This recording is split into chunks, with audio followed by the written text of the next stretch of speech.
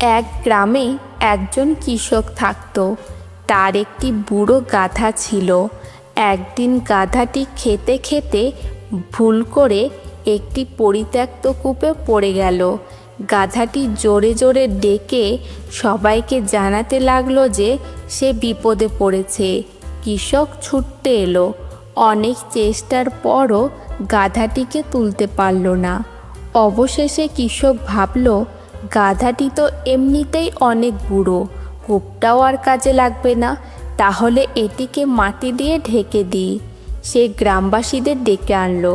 সবাই মিলে কূপে মাটি ফেলতে লাগলো। গাধাটি প্রথমে বুঝতে পারল না কি হচ্ছে। সে চিৎকার করছিল, কিন্তু কিছুক্ষণ পর সে এক আশ্চর্য কাজ করতে শুরু করলো। প্রতিবার যখন তার ওপর মাটি ফেলা হচ্ছিল, সে তা ঝেড়ে ফেলত এবং সেই মাটির ওপর পা রেখে দাঁড়িয়ে যেত। এভাবে মাটি জমতে জমতে কূপটি ধীরে ধীরে ভরাট হয়ে উঠল, আর গাধাটি একসময় কূপের মুখ পর্যন্ত উঠে এলো এবং লাফ দিয়ে পেরিয়ে গেল।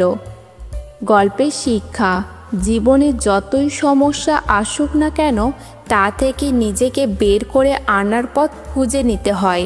প্রতিটি বাধাকে পায়ের নিচে রেখে এগিয়ে চলাই সফলতার চাবিকাঠি।